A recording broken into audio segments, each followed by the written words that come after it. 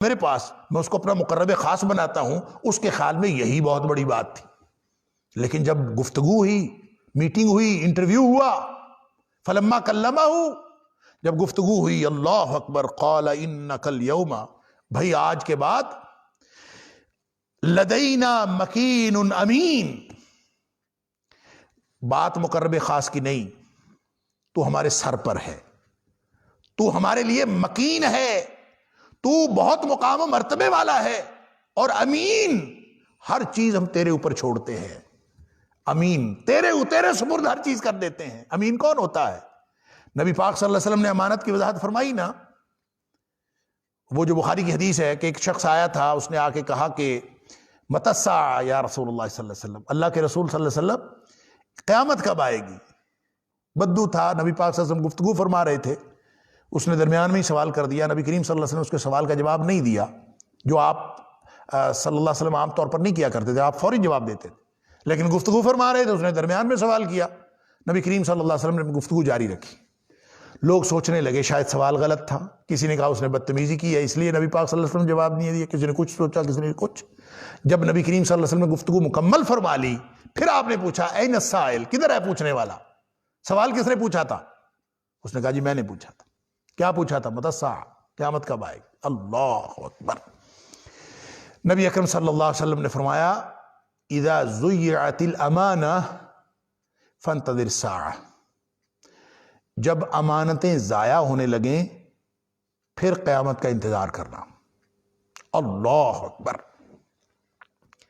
اب وہ بیچارہ پینڈو تھا، دیہاتی، اس کو کیا پتا امانتیں ضائع کب ہوتی ہیں، امانتیں ضائع ہونے کا کیا مطلب ہے؟ یہ تو بڑی گہری بات تھی، اس کی سمجھ میں نہیں آئی، لہذا اس نے اگلا سوال پوچھ لیا کیف اضاعتها یا رسول اللہ صلی اللہ علیہ وسلم، اللہ کے رسول امانتیں ضائع کیسے ہوں گی؟ امانت کا کیا مطلب ہے، اور امانتیں کب ضائع ہونے لگیں گی؟ تو نبی اکرم صلی اللہ علیہ وسلم فرمایا اذا وسد الامر الی غیر اہلہ، جب نااہل لوگوں کے سپرد عہدے کیے جانے لگیں، امور مملکت نااہل لوگوں کے سپرد کیے جانے لگے، تو سمجھ لینا کہ امانتیں ضائع ہونا شروع ہو گئی ہیں، اور جب امانتیں ضائع ہونا شروع ہو جائے تو سمجھ لینا قیامت آنے والی ہے۔ اللہ اکبر۔ فانتظر الساعہ، پھر قیامت کا انتظار کرنا۔ اس کا ایک مطلب تو یہی ہے نا کہ قرب قیامت ایسا ہوگا کہ نااہل لوگ عہدوں پر براجمان ہوں گے، امور مملکت نااہل لوگوں کے ہاتھوں میں ہوں گے، ایک تو اس کا یہ مطلب۔ دوسرا اس کا یہ بھی مطلب ہے، میں اکثر اس کو جب پڑھتا ہوں تو میرے ذہن میں یہ دوسرا مطلب بہت نمایاں طور پر سامنے آتا ہے، اور وہ یہ ہے کہ اذا وسد الامر الی غیر اہلہ فانتظر الساعہ، کہ جب کسی نااہل آدمی کے سپرد آپ کوئی عہدہ کرتے ہیں تو فانتظر الساعہ، پھر اس سے کسی خیر کی توقع نہ کریں، قیامت ہی کی توقع کریں۔ وہ جو حرکتیں کرے گا نا، وہ جو کام کرے گا، وہ جو پالیسیاں چلائے گا، وہ جو اس امور مملکت کو سنبھال کر وہ جو ڈیلیور کرے گا، وہ پھر قیامت ہی ہوگی، وہ کوئی عام کام نہیں کرے گا۔ آپ بندر کے ہاتھ میں چھری پکڑا دیں تو وہ کیا کرے گا؟ اس کے بعد فانتظر الساعہ، اور پھر قیامت کا انتظار کرو، وہ جو کچھ کرے گا وہ قیامت ہی ہوگی۔ تو یہ دونوں معنی اپنے یعنی نبی پاک صلی اللہ علیہ وسلم کی جامع کلام کے اندر موجود ہیں۔ تو اس سے امانت کا مفہوم سمجھ میں آتا ہے۔ تو جب وہ کہتا ہے کہ انک الیوم لدینا مکین امین، تو اس کا مطلب ہے کہ جو پہلا کلام ہے اس کا کہ استخلصہ لنفسی، پہلے تو اس نے مقرب خاص بنانا تھا، پہلے اس نے اپنے پہلو میں بٹھانا تھا، پہلے اس نے اپنا اسسٹنٹ بنانا تھا، پہلے اس نے اپنے ساتھ مدد لینی تھی۔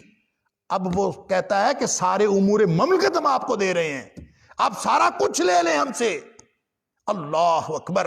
انک الیوم لدینا مکین امین، تم ہمارے مقام و مرتبے والے بھی ہو، اور ہم ہر چیز تمہارے سپرد بھی کرتے ہو، مکین بھی تم ہو، امین بھی تم ہو، سب کچھ ہم نے تمہارے سپرد کیا۔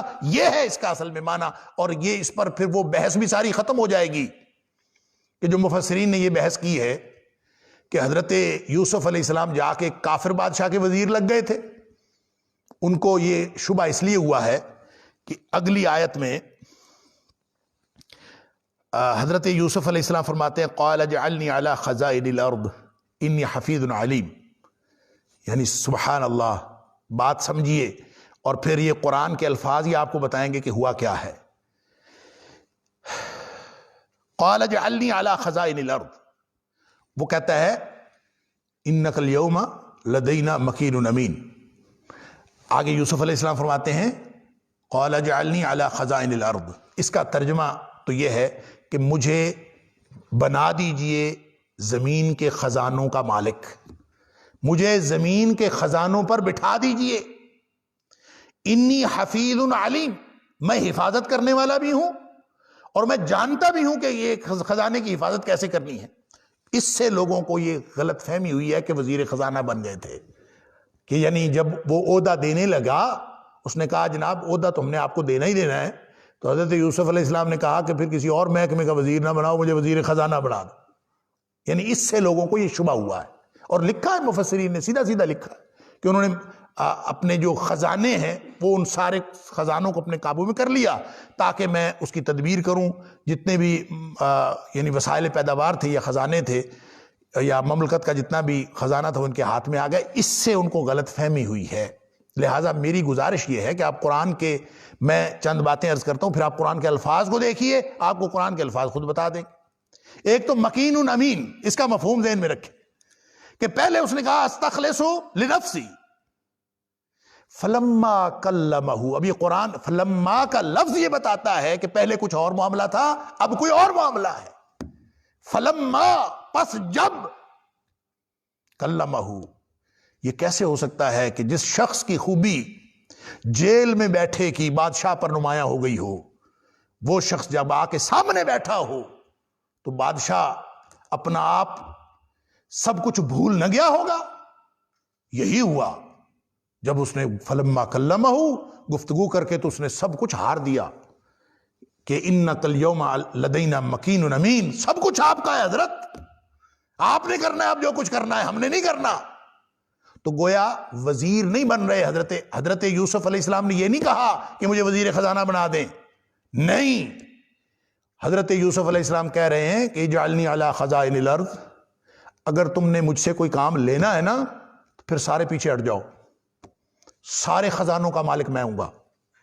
خزائن الارض سے مراد وزیر خزانہ نہیں ہے، یہ وہی بات ہے جو اللہ نے دوسرے مقام پر فرمائی وَلِلَّهِ خَزَائِنُ السَّمَاوَاتِ وَالْأَرْضِ. زمین و آسمان کے خزانے کس کے ہیں؟ اللہ کے ہیں. تو جب زمین و آسمان کے خزانے اللہ کے ہیں، وہاں خزائن سے مراد صرف سونا ہے؟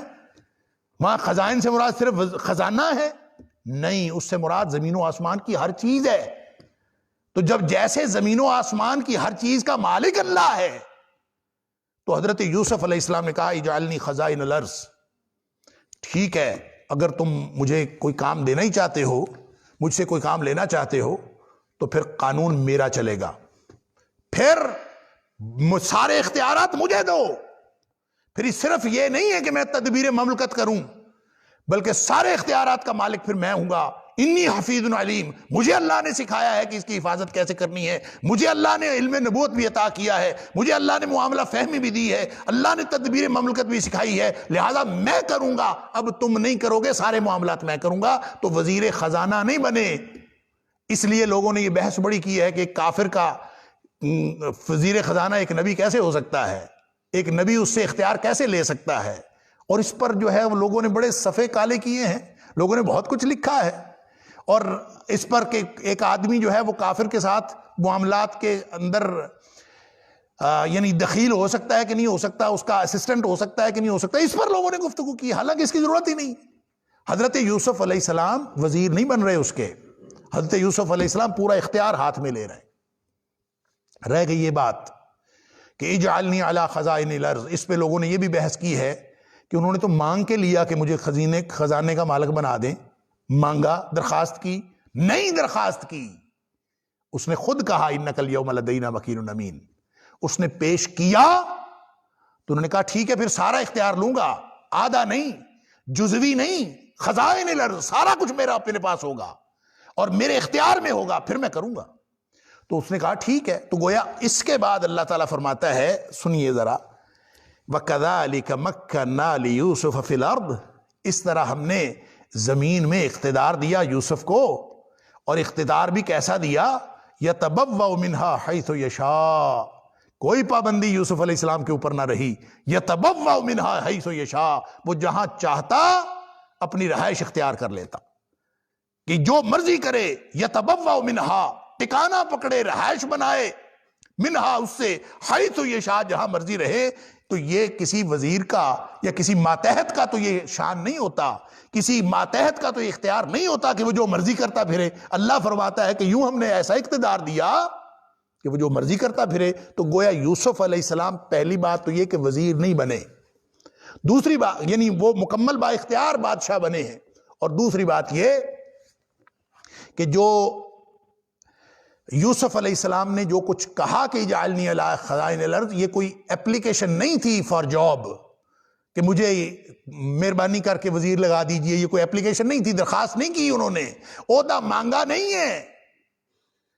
جو وہ سپرد کرنے جا رہے تھے، یہ اس کی وضاحت ہے کہ اختیار جزوی نہیں ہوگا بلکہ کلی ہوگا. اس لیے بہت سارے لوگوں نے اس سے استدلال کیا ہے کہ اقتدار مانگ کے لے لینا بھی جائز ہے، کیونکہ یوسف علیہ السلام نے کہا اجعلنی علی خزائن الارض، مجھے خزائن ارض مجھے دے دیجئے، یعنی وزیر خزانہ بنا دیجئے. گویا انہوں نے درخواست کی کہ مجھے وزیر خزانہ بنا. اس سے استدلال کیا جناب ہم بھی درخواست کر سکتے ہیں مجھے بھی وزیر خزانہ بنا.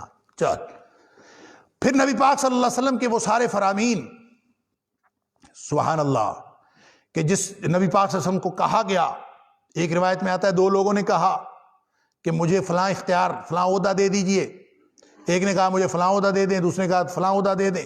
ایک روایت میں آتا ہے حضرت ابو ذر غفاری رضی اللہ تعالیٰ عنہ نے کہا کہ مجھے فلاں عہدہ دے دیجئے. تو ان سارے مواقع پہ نبی پاک صلی اللہ علیہ وسلم نے ایک بات ارشاد فرمائی کہ واللہ، اللہ کی قسم، انا لا نولی من سالہ ولا من حرس علیہ، کہ ہم اپنے کسی بھی کام کو لا نولی امرنا، بعض میں آیا امرنا ہاذا، ہم اپنے کسی بھی امور مملکت کو کسی ایسے شخص کے سپرد نہیں کرتے جو خود مانگتا ہو، جس نے مانگا ہو، یا خود حرص رکھتا ہو، لالچ رکھتا ہو اس عہدے کی، اس کو تو ہم دیتے ہی نہیں. اب یہ دیکھیں نبی پاک صلی اللہ علیہ وسلم کو بڑا کیٹیگوریکل سٹیٹمنٹ ہے آپ کا، بالکل یہ قانونی بیان ہے کہ جو شخص عہدہ مانگ رہا ہو یا وہ خود لالچی ہو کسی عہدے کا، اس کو ہم نہیں دیتے. نبی پاک صلی اللہ علیہ وسلم نے یہ فرمایا. یہ بخاری میں بھی حدیث ہے، مسلم میں بھی حدیث. تو پھر جب نبی کریم صلی اللہ علیہ وسلم نے یہ فرمایا کسی کو دیتے ہی نہیں ہے، تو اس سے یہ پتہ چلا کہ عہدے کا لالچ رکھنا یا عہدہ مانگ کے لینا درست نہیں ہے. حضرت یوسف علیہ السلام کہہ رہے ہیں اجعلنی علی خزائن الارض، تو یہ وہ کنٹراڈکشن ہے جس پر پھر مفسرین نے بحث کی ہے کہ البتہ کوئی چیز مل رہی ہو، کوئی آدمی آپ کو آپ کی صلاحیتوں کا معترف ہو کے کچھ دے رہا ہو، اور آپ کو بھی معلوم ہے کہ وہ خدمت جو اناؤنس کی گئی ہے وہ سب سے زیادہ آپ سر انجام دے سکتے ہیں، تو اس پر اپلائی کرنے میں کوئی حرج نہیں. ایسا نہیں ہے. ذرا آپ دیکھیں نا، ابو ذر غفاری رضی اللہ تعالیٰ عنہ کی بات ہو یا کسی اور آدمی کی بات ہو جس موقع پر نبی پاک صلی اللہ علیہ وسلم نے فرمایا کہ جو مانگے یا حرص رکھے ہم اس کو نہیں دیتے، تو وہ تو اس موقع پر ہے کہ جب کسی کو وہ قابلیت اس کے اندر نہ ہو.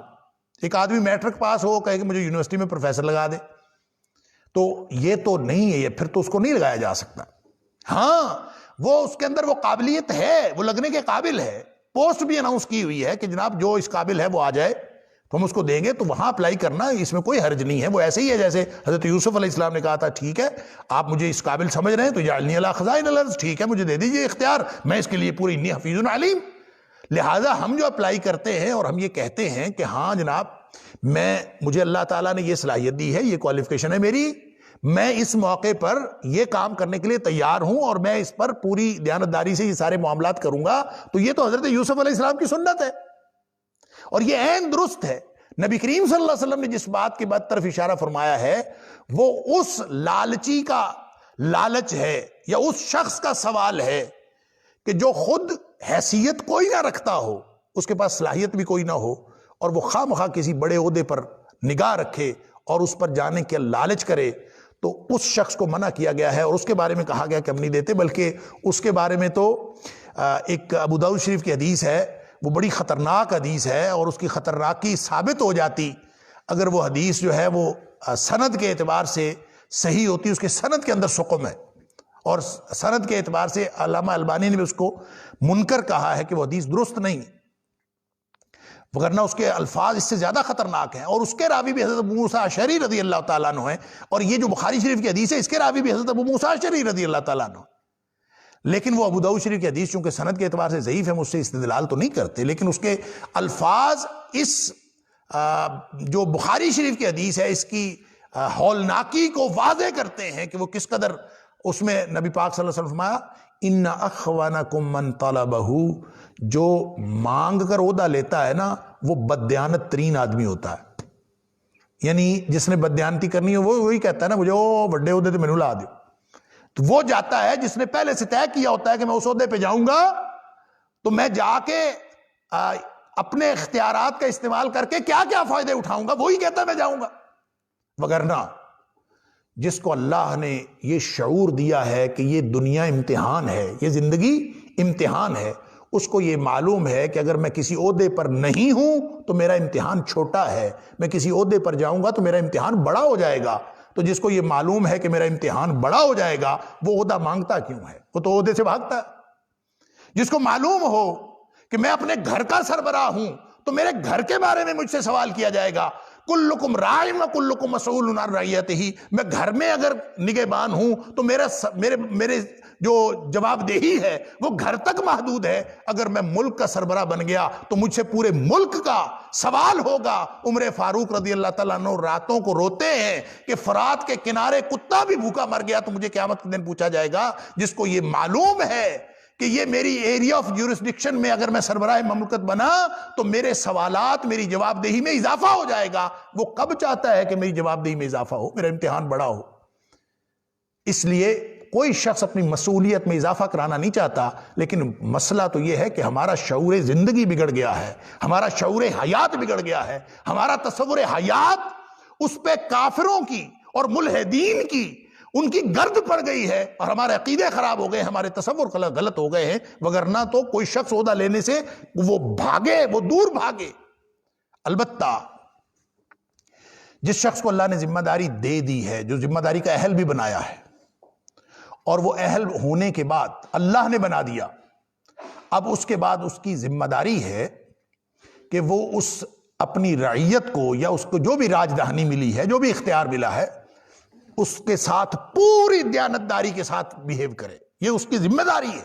کلکم راع و کلکم مسئول عن رعیتہ، آپ چاہے گھر کے سربراہ ہیں، آپ چاہے اپنے اولاد کے ذمہ دار ہیں، آپ اپنے اہل خانہ کے ذمہ دار ہیں، یا پھر آپ اپنے اہل محلہ کے ذمہ دار ہیں، یا پھر آپ کسی محکمے کے سربراہ ہیں، یا کچھ بھی ہیں، جو آپ کی ایریا آف جورسڈکشن ہے نا، اس کے اندر اگر آپ نے ان کے ساتھ کسی بھی طرح کے معاملے کے اندر گڑبڑ کی، ان کی خیر خواہی نہ کی، یا کسی بھی معاملے میں ان سے دھوکہ کیا،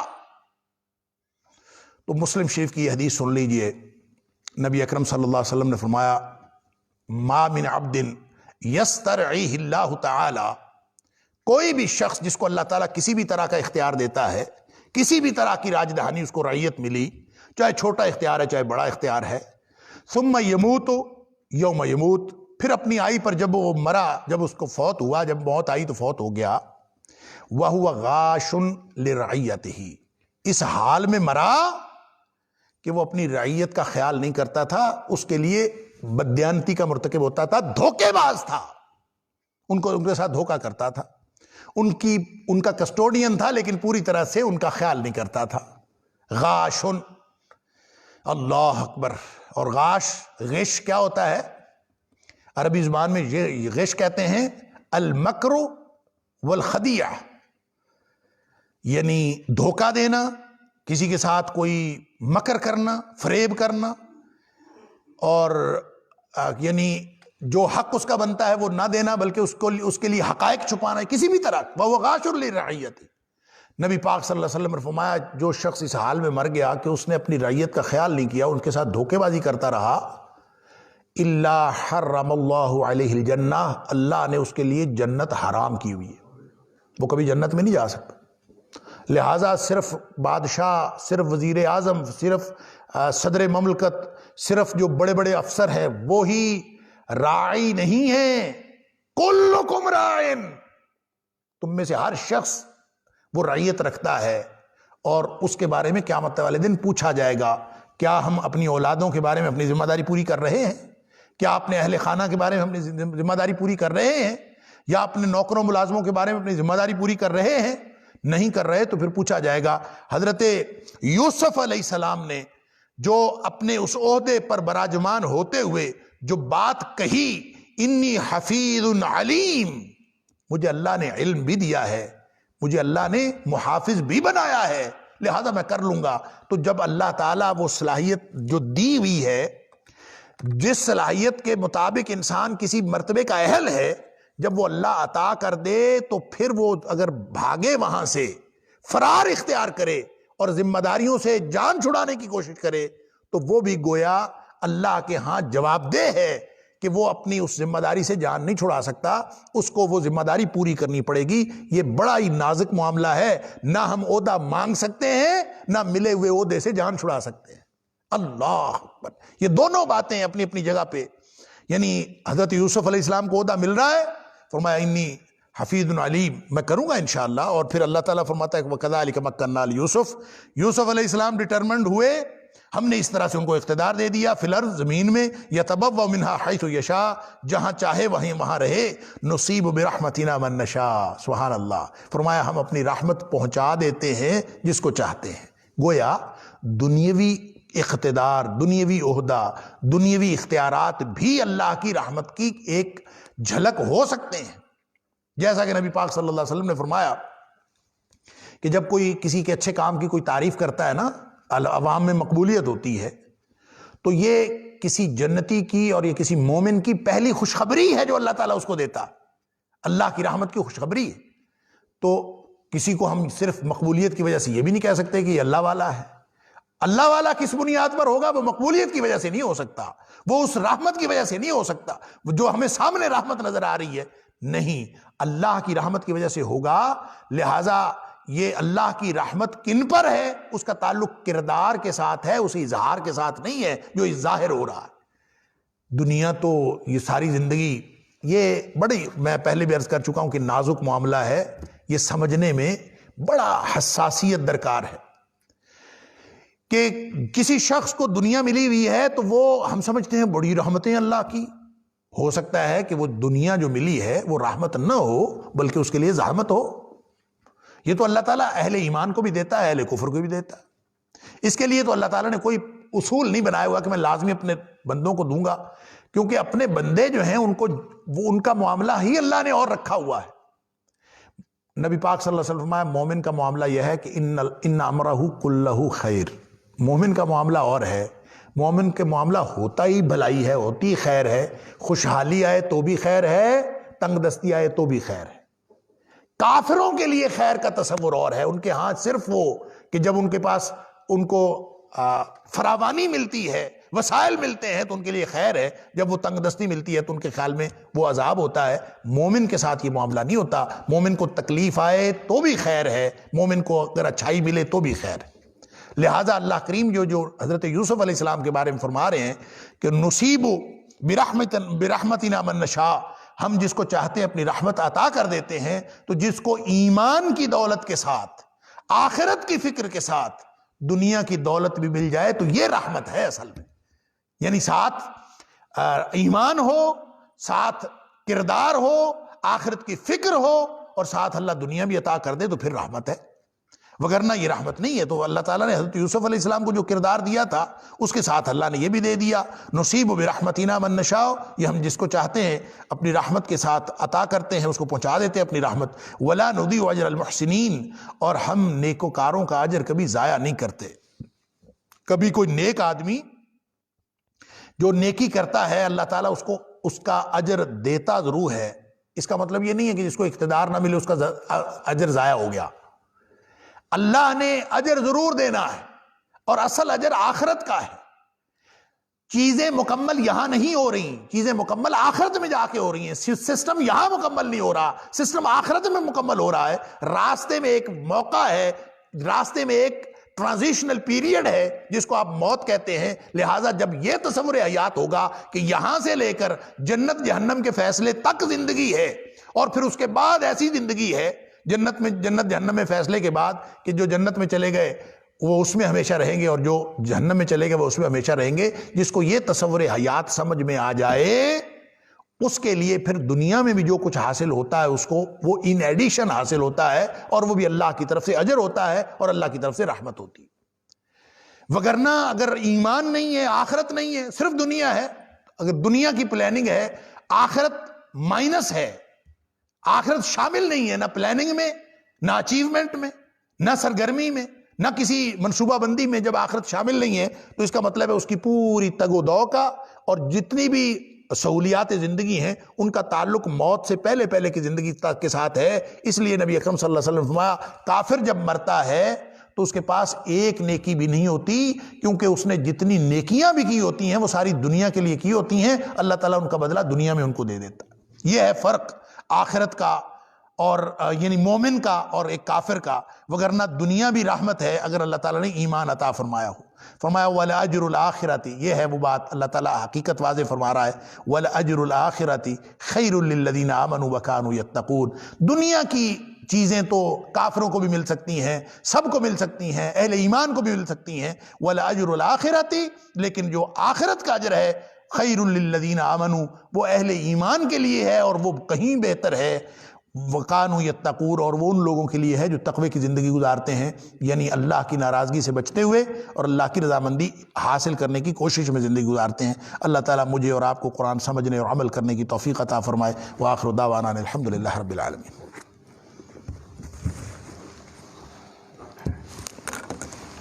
جزاک اللہ خیر.